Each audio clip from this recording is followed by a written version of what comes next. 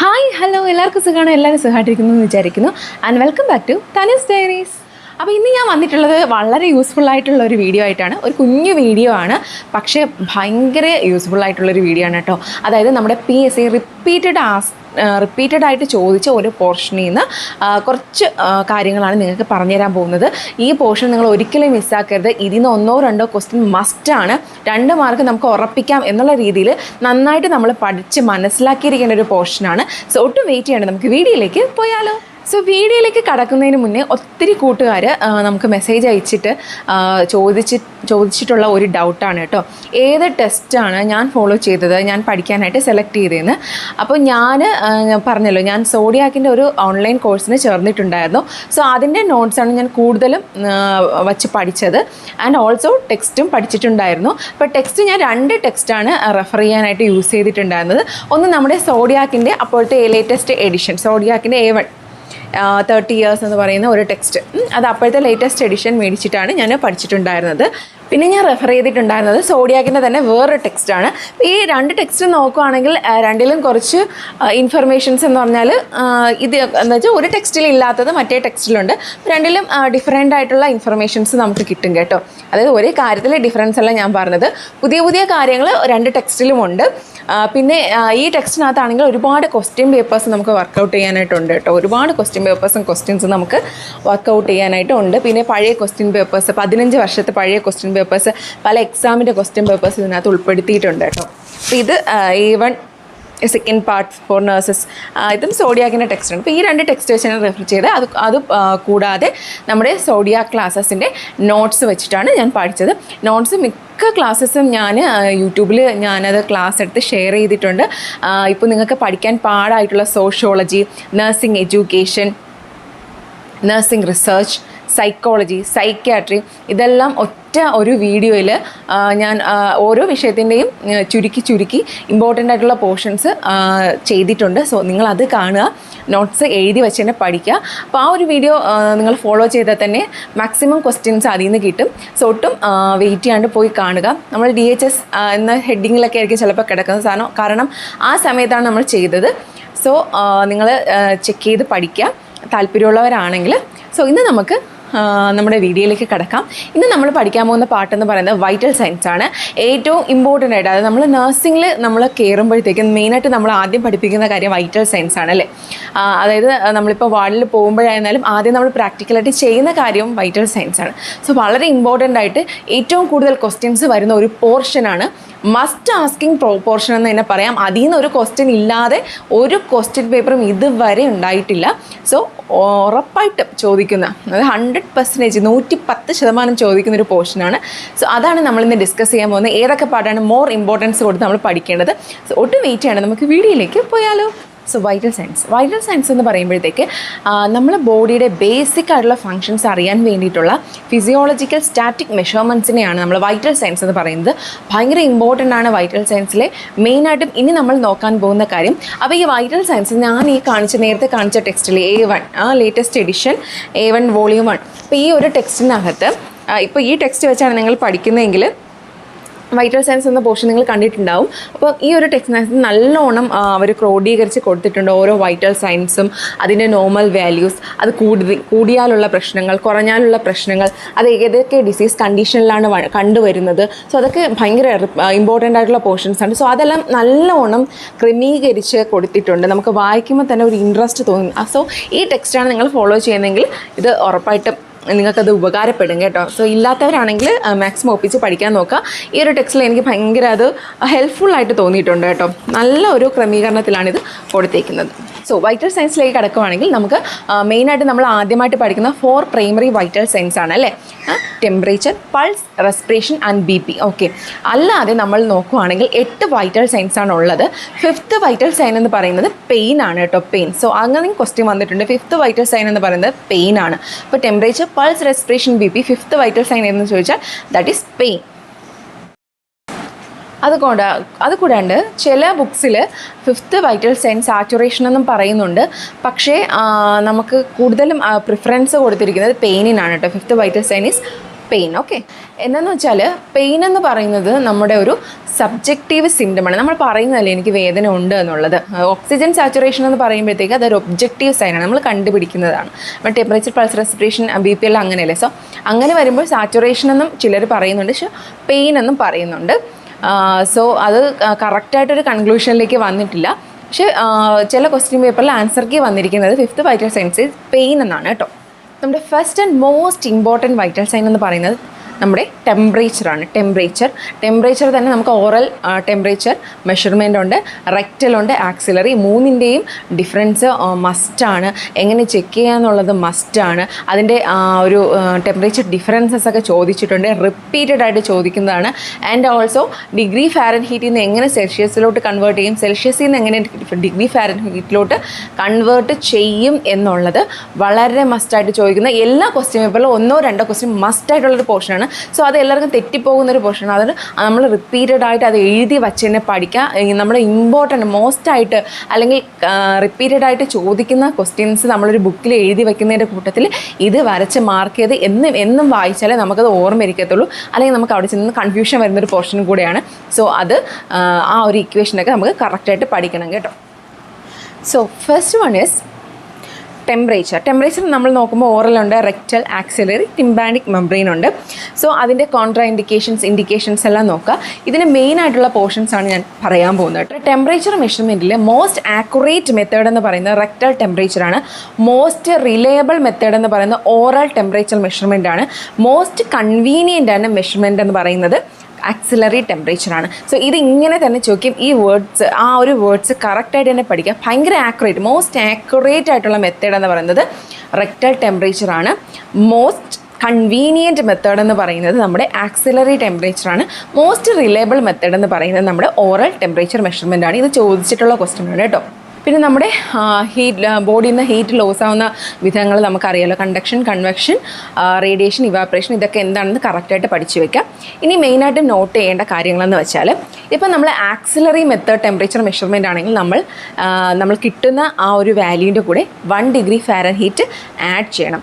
Rectal temperature measurement ആണെങ്കിൽ നമ്മൾ കിട്ടുന്ന വാല്യൂവിൽ നിന്ന് 1 ഡിഗ്രി ഫാരൻഹീറ്റ് എന്ത് ചെയ്യണം, കുറയ്ക്കണം. ഓക്കെ, ഇത് രണ്ടും ഓർമ്മയിൽ വെച്ചേക്കാം.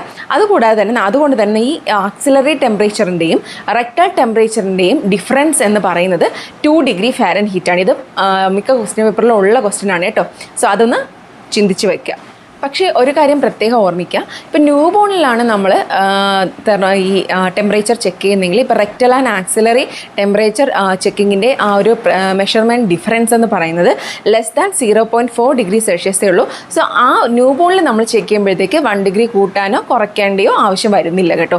അത് പ്രത്യേകം ഒന്ന് ഓർമ്മിച്ച് വയ്ക്കുക. അഡൽട്ടിൽ ചെക്ക് ചെയ്യുമ്പോഴത്തേക്കാണ് നമുക്ക് ഈ ഒരു ഡിഫറൻസ്. ഡിസിൻഫെക്ഷൻ ചോദിച്ചിട്ടുണ്ട്. സോ അത് നമ്മൾ കറക്റ്റായിട്ട് പഠിച്ചേക്കുക. ഡിസിൻഫെക്ഷൻ എന്ന് പറയുമ്പോഴത്തേക്ക് നമ്മൾ ഡെറ്റോൾ സൊല്യൂഷനാണ് യൂസ് ചെയ്യുന്നത്. 1:40 അല്ലെങ്കിൽ സാവ്ലോൺ 1:20. ഓക്കെ, അപ്പോൾ അത് ആ വാല്യൂ ഒന്ന് നമ്മുടെ 100% അല്ലെങ്കിൽ 110% ഉറപ്പുള്ളൊരു പോർഷനാണ്. ടെമ്പറേച്ചറിന് നമ്മൾ കൺവേർട്ട് ചെയ്യുന്ന ഡിഗ്രി ഫാരൻഹീറ്റിൽ നിന്ന് സെൽഷ്യസിലോട്ടും സെൽഷ്യസിൽ നിന്ന് ഫാരൻഹീറ്റിലോട്ടും കൺവേർട്ട് ചെയ്യുന്ന ആ ഒരു ഇക്വേഷൻ നമ്മൾ പഠിക്കണം. എന്നാൽ മാത്രമേ നമുക്ക് ക്വസ്റ്റ്യൻ തന്നാൽ അത് ചെയ്യാൻ പറ്റുള്ളൂ. ഇൻ കേസ് ഓഫ് ഇക്വേഷൻ ചോദിച്ചാൽ കറക്റ്റായിട്ട് നമുക്കത് എഴുതാൻ പറ്റുള്ളൂ. നമ്മൾ ആ ടെൻഷനിലിരിക്കുമ്പോൾ കറക്റ്റായിട്ട് നമുക്കത് വരത്തില്ല കേട്ടോ. ഭയങ്കരമായിട്ട് നമ്മൾ എത്ര പഠിച്ചിട്ട് പോയാലും ഭയങ്കരമായിട്ട് നമുക്കത് തിരിഞ്ഞു പോകും. സോ അതുകൊണ്ടാണ് അതിനെ ഭയങ്കര ഒരു ട്രിക്കി പോർഷനാണെന്ന് പറയുന്നത്. അത് കറക്റ്റ്. അതുകൊണ്ട് തന്നെ എന്നും നമ്മളിത് പഠിച്ചാൽ അത് അങ്ങ് മനസ്സിൽ പതിഞ്ഞിരിക്കത്തുള്ളൂ.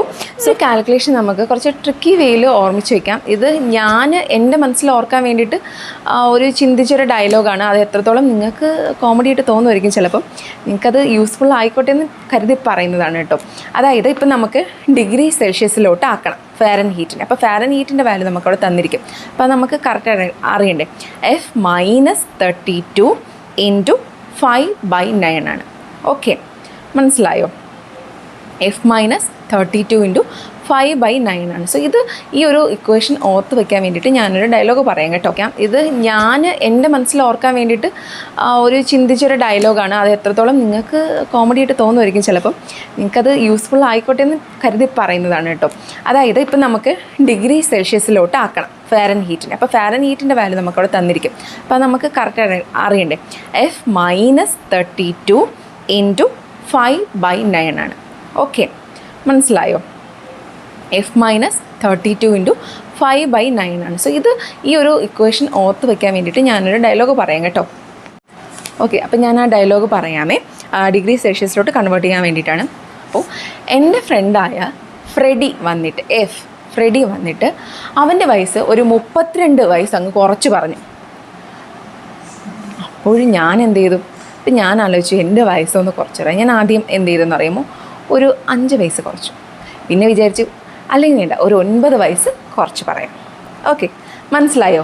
ഫ്രെഡി F മൈനസ് അവൻ്റെ വയസ്സ് 32 വയസ്സ് കുറച്ച് പറഞ്ഞു, 32 വർഷം F മൈനസ് 32. അപ്പം ഞാൻ വിചാരിച്ചു അല്ലെങ്കിൽ വേണ്ട, ആദ്യം എൻ്റെ വയസ്സ് എത്ര തവണ കുറയ്ക്കാം? 5 വർഷം കുറയ്ക്കാം. അല്ലെങ്കിൽ വേണ്ട 9 വർഷം കുറച്ച് പറഞ്ഞാൽ കുറച്ചുകൂടെ നല്ലതായിരിക്കില്ലേ? മനസ്സിലായി? 5/9. ഓക്കെ, 5/9. ഈ 5/9 അങ്ങനെ തന്നെ ഓർമ്മിക്കണം. ആദ്യം ഞാൻ 5 വർഷം കുറച്ച് പറഞ്ഞു, പിന്നീട് അത് വേണ്ട ഞാൻ 9 വർഷം കുറച്ച് പറഞ്ഞു. കാരണം നമ്മൾ എക്സാമിന് ഇരിക്കുമ്പോഴത്തേക്ക് 9 മേളിൽ വരുമോ 5 മേളിൽ വരുമോ അതോ 9 താഴെയാണോ വരുന്നത്, എല്ലാം കൂടെ ഭയങ്കര കൺഫ്യൂഷനാട്ടോ. സോ ഇങ്ങനെ ഓർത്ത് വെച്ചിരുന്നാൽ ഭയങ്കര യൂസ്ഫുള്ളാണ്. അപ്പോൾ നമ്മൾ ഒരു ഇക്വേഷൻ പഠിക്കുമ്പോൾ തന്നെ നമുക്ക് അതിൻ്റെ ഒരു ഐഡിയ കിട്ടും. മറ്റെടുത്ത് ഇത് താഴെയും അത് മുകളിലുമാണ് വരുന്നതെന്നുള്ളൊരു ഐഡിയ കിട്ടും. സോ ഇത് മനസ്സിലായല്ലോ. F minus 32. എൻ്റെ ഫ്രണ്ട് ഫ്രെഡി വന്നിട്ട് 32 വയസ്സ് കുറച്ച്. അപ്പോൾ ഞാൻ ആലോചിച്ചു എൻ്റെ ഒരു 5 വയസ്സ് കുറച്ച് പറഞ്ഞാലോ, അല്ലെങ്കിൽ വേണ്ട 9 വയസ്സ് കുറച്ച് പറയാം. സോ 5/9. മനസ്സിലായല്ലോ. അപ്പോൾ നമുക്ക് അടുത്ത് നോക്കാം. അടുത്തെന്ന് പറയുമ്പോഴത്തേക്ക് നമ്മൾ സെൽഷ്യസ് തന്നിരിക്കും ഡിഗ്രി ഫാരൻഹീറ്റിലോട്ടാക്കാൻ വേണ്ടിയിട്ടാണ് കേട്ടോ. അപ്പോൾ അത് നോക്കാം. C × 9/5 + 32. അപ്പോൾ എൻ്റെ ഫ്രണ്ടായ സെലിൻ വന്നിട്ട് അവളുടെ വയസ്സ് ഒരു 9 വർഷം ആദ്യം കുറച്ച് പറഞ്ഞു. എന്നിട്ട് അവൾക്ക് എന്തോ ഒരു ഡൗട്ട് അടിച്ചിട്ട് ആർക്കെങ്കിലും ഡൗട്ട് അടിച്ചാലോ എന്ന് തോന്നിയിട്ട് ഒരു 5 വർഷം കുറച്ച് പറഞ്ഞു. അപ്പോൾ ഞാനവിടെ നിൽപ്പുണ്ടായിരുന്നു, എൻ്റെ ഫ്രണ്ടല്ലേ സെലിൻ. അപ്പോൾ ഞാൻ എന്ത് ചെയ്തെന്നറിയാമോ, എല്ലാവരുടെ മുമ്പിൽ വെച്ച് അവളുടെ വയസ്സിനോടൊപ്പം ഒരു 32 ആഡ് ചെയ്തങ്ങ് പറഞ്ഞു. ഓക്കെ, അപ്പോൾ ഇത് ഇങ്ങനെ ഒരു ജസ്റ്റ് ട്രിക്കി ആയിട്ടൊന്ന് ഓർമ്മിച്ച് കഴിഞ്ഞാൽ ചിലർക്ക് കോമഡി ആയിട്ട് തോന്നും കേട്ടോ. പക്ഷേ ഞാനൊന്ന് ആലോചിച്ച് വെക്കാൻ വേണ്ടിയിട്ട്. അപ്പോൾ ഇത് ഇങ്ങനെ പഠിക്കുമ്പോൾ തന്നെ നിങ്ങൾക്ക് ഒരു ഐഡിയ കിട്ടും. മനസ്സിലായില്ലേ? അങ്ങോട്ടും ഇങ്ങോട്ടും തിരിഞ്ഞു പോകത്തില്ല, കറക്റ്റായിട്ട് അത് നമുക്ക് വാല്യൂ കിട്ടും. ഇതൊക്കെ നമ്മൾ കൊണ്ട് കളയാനുള്ള ക്വസ്റ്റ്യൻസ് അല്ല, മസ്റ്റായിട്ട് നമുക്ക് കിട്ടാനുള്ള ക്വസ്റ്റ്യൻസ് ആണ്. സോ മനസ്സിലായെന്ന് വിചാരിക്കുന്നു. സോ ഇതാണ് അപ്പം ഇക്വേഷൻ. ഇത് മറന്നു പോകാതെ പഠിക്കണം കേട്ടോ. പിന്നെ ഇതിൽ ഇമ്പോർട്ടൻ്റ് ആയിട്ട് വരുന്നൊരു പോർഷനാണ് ഫീവർ. എല്ലാ ക്വസ്റ്റ്യനിലും ഒരു 2-3 മാർക്കിന് ഈ ഫീവർ ചോദിക്കും കേട്ടോ.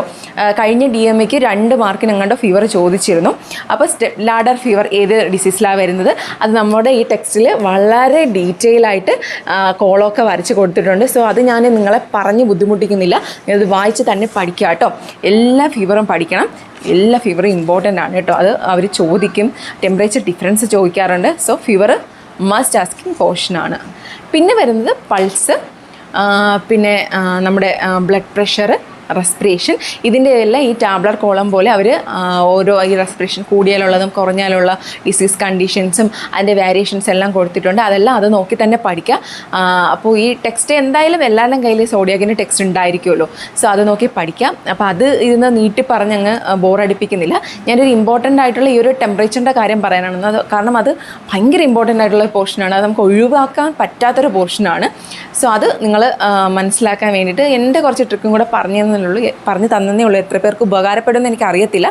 ഉപകാരമായാൽ അത് നല്ലത്, അതുകൊണ്ടാണ് അത് ഷെയർ ചെയ്തത്. പിന്നെ എനിക്ക് മെയിനായിട്ട് പറയാനുള്ളത് നമ്മുടെ നഴ്സിംഗ് തിയറീസ്, ഒരു 10-16 നഴ്സിംഗ് തിയറീസിൻ്റെ വീഡിയോ ഒരു വലിയ വീഡിയോ ഞാൻ ചെയ്തിട്ടുണ്ട്. നമ്മൾ ഈ ബുക്സിനകത്തുള്ളതല്ല, ഞാൻ പുറത്തുനിന്ന് പഠിച്ച കുറച്ച് റെഫർ ചെയ്ത കാര്യങ്ങളും കൊണ്ട് വെച്ച് ഒരു എല്ലാ നഴ്സിംഗ് തിയറീസിൻ്റെയും ഇമ്പോർട്ടൻ്റ് ആയിട്ടുള്ള കുറച്ച് പോർഷൻസ് ഞാൻ ചെയ്തിട്ടുണ്ട്. സോ ആ വീഡിയോ കണ്ടു കഴിഞ്ഞാൽ അതിൽ നിന്ന് നിങ്ങൾക്ക് എന്തായാലും എക്സാമിനുള്ള മാർക്ക് കിട്ടും. കാരണം ഈ നഴ്സിംഗ് തിയറീസും കണ്ടിന്യൂസ് ചോദിക്കുന്ന ഒരു പോർഷനാണ് കേട്ടോ. പിന്നെ നമ്മുടെ ഗ്രീവിങ് പ്രോസസ്സ്, ഡാബ്ഡ, ഡിനൈൽ, ആങ്കർ, പിന്നെന്താ ബാർഗെയിനിങ്, ഡിപ്രഷൻ, അക്സെപ്റ്റൻസ്. അതിൻ്റെ 5 കാര്യങ്ങൾ അതിനകത്ത് വരുന്ന മെയിനായിട്ടുള്ള കാര്യങ്ങളൊക്കെ ഒന്ന് ഓർത്ത് വെച്ചിരിക്കുക. അതും മസ്റ്റ് ആസ്കിങ് പോർഷനാണ്. സോ ഇന്നത്തെ വീഡിയോയിൽ മെയിനായിട്ടും നമ്മൾ ഈ ക്വസ്റ്റ്യൻ പേപ്പറിൽ 110% ചോദിക്കാൻ ചാൻസുള്ള കുറച്ച് ഏരിയാസാണ് നമ്മൾ ഡിസ്കസ് ചെയ്തത്. അപ്പോൾ ഇതിനകത്ത് എന്തെങ്കിലും നമുക്ക് കുറച്ച് വിശദമായിട്ടുള്ള വീഡിയോ ചെയ്യണമെങ്കിൽ നിങ്ങൾ ഷെയർ ചെയ്യുന്നതായിരിക്കും. അല്ലെങ്കിൽ നിങ്ങൾക്ക് വായിച്ച് പഠിക്കാനാണ് താല്പര്യം ആണെങ്കിൽ അങ്ങനെ. പിന്നെ ഏതെങ്കിലും പോർഷൻസിനെ പറ്റി എടുക്കണമെന്നുണ്ടെങ്കിൽ അതും കമൻറ്റ് ചെയ്യണം കേട്ടോ. അപ്പോൾ ഇന്നത്തെ വീഡിയോയിൽ ഇത്രയേ ഉള്ളൂ. ഈ പോർഷൻസ് ഒട്ടും വിടാതെ പഠിക്കുക. വിട്ട് കഴിഞ്ഞാൽ അത് നിങ്ങൾക്ക് ഭയങ്കരമായിട്ടുള്ളൊരു നഷ്ടമാണ്. സോ എൻ്റെ പഠിപ്പിച്ച ആൾക്കാർ ഷെയർ ചെയ്യുന്ന കാര്യങ്ങളാണ് ഞാൻ നിങ്ങളിലേക്ക് തരുന്നത്. സോ ഏതെങ്കിലും പോർഷൻസ് നിങ്ങൾ വിട്ടുപോയിട്ടുണ്ടെങ്കിൽ ഉറപ്പായിട്ടും പഠിക്കുക. അപ്പോൾ എല്ലാവരും റാങ്ക് ലിസ്റ്റിൽ വരട്ടെ, എല്ലാവർക്കും ജോലി കിട്ടട്ടെ. ഇനി ഒട്ടും സമയം കളയാതെ ഈ ഉള്ള സമയം നന്നായിട്ട് വർക്ക് ചെയ്യുക. എല്ലാവർക്കും വിജയാശംസകൾ നേരുന്നു. അപ്പോൾ അടുത്തൊരു വീഡിയോ ആയിട്ട്, അടിപൊളി വീഡിയോ ആയിട്ട് വീണ്ടും വരുന്നത് വരെ bye bye, see you again.